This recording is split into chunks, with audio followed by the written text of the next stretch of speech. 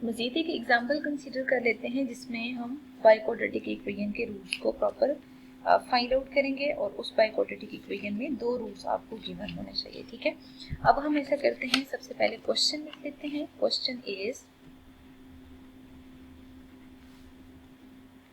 3 and -4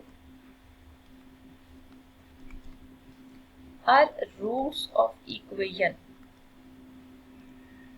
ठीक है, अगर ये रूट्स ऑफ इक्वेशन है, जो कि इक्वेशन आपको गिवन है x⁴ 2x³ -13x² -14x + 24 = 0। You can see here सारी x की डिसेंडिंग पावर्स मौजूद हैं। ठीक है, अब आपने क्या करना है, देन सॉल्व द इक्वेशन। ठीक है, ये जो क्वाड्रेटिक इक्वेशन है इसको सॉल्व करना है। सॉल्व मींस आपने इसके रूट्स फाइंड आउट करने हैं। देखिए दो रूट्स तो हमें यहाँ पे गिवन है। हम क्या करते हैं, सबसे पहले यहाँ लिख लेते हैं since 3 and -4 are roots of equation. ठीक है, अगर ये रूट्स ऑफ इक्वेशन मौजूद है ना, तो आपने क्या करना है, बेसिकली इस इक्वेशन के रूट्स को यहाँ पे कहीं ना कहीं यूज करना होगा। ठीक है, तो equation is x⁴ + 2x⁴ -13x² -14x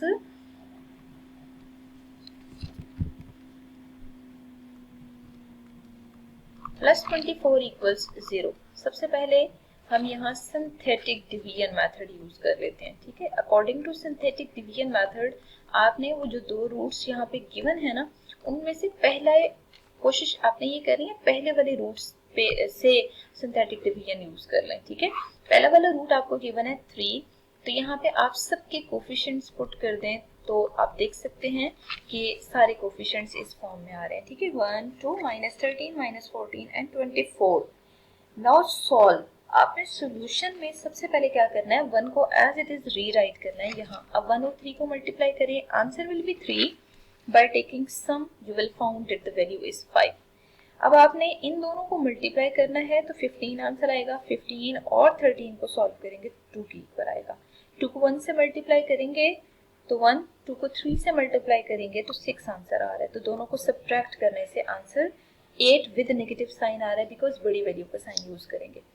अब 8 को 3 से मल्टीप्लाई करें तो आंसर 24 है विद नेगेटिव साइन, तो रिमाइंडर 0 हो गया। ठीक है, जब रिमाइंडर 0 हुआ है ना, अब आप जरा -4 वैल्यू ले लें और -4 को भी यहाँ पे यूज कर लें। ठीक है, देखिए जब आप -4 फैक्टर लेंगे और उसको सॉल्व करेंगे तो डिप्रेस्ड इक्वेशन यहाँ पे सिर्फ ये आ रही है। ठीक है, इसको सिंप्लीफाई करना है। अब आप 1 को एज इट इज लिखें, 4 को 1 से मल्टीप्लाई करें विद नेगेटिव साइन तो -4 आंसर आएगा। ठीक है, 5 और 4 को सब्ट्रैक्ट करेंगे तो आंसर 1 आ रहा है। अब आप 1 और -4 को सिंप्लीफाई करेंगे ना, तो यू कैन सी हियर कि आंसर -2 आ रहा है। ठीक है, तो 2 और 4 विद नेगेटिव साइन, जो ये जो टर्म्स गिवन है इनको मल्टीप्लाई करें, 4 2 8 आ रहा है। दोनों को सब्ट्रैक्ट करने से रिमाइंडर अगेन 0 हो रहा है। ठीक है, इसका मतलब ये है कि दो स्टेप अगर हम नेक्स्ट मूव करते हैं ना, तो जो डिप्रेस्ड इक्वेशन आ रही है ना, वो आपको मिल रही है 1 1 -2 है ना, तो इसको जब लिखेंगे तो x² + x² -2 = 0 आ रहा है। ठीक है, अब ये जो इक्वेशन डिप्रेस्ड आ रही है ना, आपने इसको सॉल्व करना है बाय यूजिंग एनी मेथड। इससे पहले आप ये देखें कि क्वाड्रेटिक इक्वेशन को सॉल्व करने के डिफरेंट मेथड आप सीख चुके हैं। तो सबसे पहले हम ये लिख लेते हैं कि विच इज क्वाड्रेटिक इक्वेशन। अगर क्वाड्रेटिक इक्वेशन है तो क्वाड्रेटिक इक्वेशन को सॉल्व करने के लिए हम कोई सा भी मेथड यूज कर सकते हैं। आपने जो बेसिकली प्रीवियसली मेथड्स डिस्कस किए हुए हैं उनमें एक तो हमने फैक्टराइजेशन मेथड यूज किया है। फैक्टराइजेशन के बाद आप देख सकते हैं कि जो सेकेंड मेथड है वो कंप्लीटिंग स्क्वायर मेथड यूज किया है। ठीक है, और जो थर्ड मेथड है ना, वो आप डिस्कस कर चुके हैं, क्वाड्रेटिक फार्मूला। ठीक है, अब आपकी अपनी चॉइस है, इनमें से जो मर्जी मेथड है वो यूज करें, but I am using factorisation method है क्योंकि वो इजीएस्ट वन है। ठीक है, बट ये है कि आपको ये क्लियर होना चाहिए कि कोई सा भी मेथड आप यूज करते हैं तो आंसर हमेशा करेक्ट आता है। ठीक है, मतलब आप ये तीनों मेथड अलग अलग यूज करें ना, तो कंफर्म है कि जो x की वैल्यू फैक्टराइजेशन मेथड से आ रही है वही x की वैल्यू बाकी मेथड से आएगी। ठीक है, अब देखिए x² + x -2 = 0 है ना, यहाँ पे आपने दो ऐसे नंबर लेने हैं जिनको मल्टीप्लाई करें 2i ऐड या सब्ट्रैक्ट करें तो 1 आए, तो 2 1 ज़ा 2 ही पॉसिबल है, तो यहाँ पे 2x minus x minus 2 equals 0 ले लेते हैं। ठीक है, अब देखिए अगर हम x को कॉमन लेते हैं ना तो x प्लस 2 आ रहा है। ठीक है, फिर 1 को कॉमन लेते हैं ना तो फिर अगेन x प्लस 2 ही आ रहा है। ठीक है, तो जो दो फैक्टर आ रहे हैं, एक है x माइनस 1 और दूसरा फैक्टर है x प्लस 2। ठीक है, इनका प्रोडक्ट अगर 0 है ना, इसका मतलब ये है कि आप x माइनस 1 को भी 0 लिख दें और x प्लस 2 को भी 0 लिख दें। ठीक है, तो एक x की वैल्यू आपको मिली 1 और दूसरी जो x की वैल्यू आपको मिली वो माइनस 2 आ रही है। वो जो दो x की वैल्यूज आ रही है ना, बेसिकली यही दो वैल्यूज थी जिनको आपने फाइंड आउट करना था। तो आप यहाँ देख सकते हैं x की वैल्यूज में कि एक वैल्यू आपको मिल रही है 1 और एक वैल्यू है minus 2।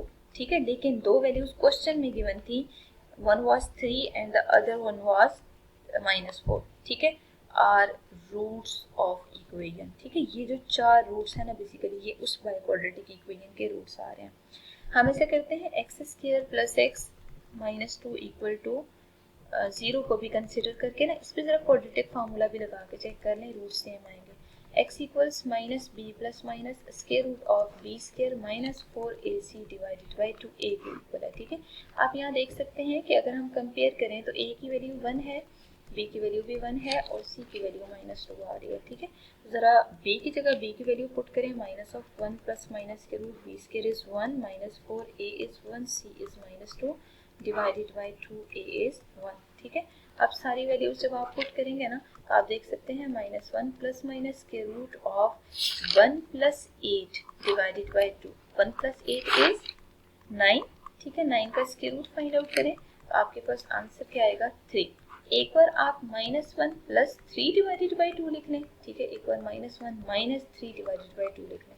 You can see here 2 by 2 is 1 और यहाँ पे माइनस 4 बाई 2 आंसर माइनस 2 आ रहा है। और यहाँ पे भी आप देख सकते हैं कि आंसर x इक्वल्स 1 और माइनस 2 ही आ रहे थे और इस मेथड से भी आंसर 1 और माइनस 2 आ रहे हैं। बट ये वाला मेथड लिटिल बिट लेंथी है, इस वजह से मेजॉरिटी मैं प्रेफर करती हूँ कि कैलकुलेशंस में फैक्टराइजेशन मेथड यूज़ किया जाए। और फैक्टराइजेशन मेथड का एक बेनिफिट ये भी है कि कैलकुलेटर से डायरेक्ट भी आप इसके रूट्स निकाल सकते हैं। तो अगर कैलकुलेटर से डायरेक्ट आप रूट निकाल सकते हैं ना, वो वाले रूट्स आप एज इट इज़ यहाँ पे मतलब जो वैल्यूज कैलकुलेटर से आपके पास आती है उन दोनों को यूज़ कर लिया करें मिड टर्म को ब्रेक करने के लिए, तो आपसे इजीली ये क्वेश्चन सॉल्व हो जाएगा। ठीक है, तो मतलब यहाँ पे आपने ये देखा दो लेक्चर्स में बेसिकली कि जब आपको roots of the quadratic equation given हो दो, ठीक है, और बाय क्वाड्रेटिक इक्वेशन गिवन हो। ठीक है, बाय क्वाड्रेटिक इक्वेशन के दो रूट्स गिवन हो तो बाकी दोनों रूट्स को आप इजीली निकाल सकते हैं। बट उसके लिए first of all synthetic division करनी है और उसके बाद फिर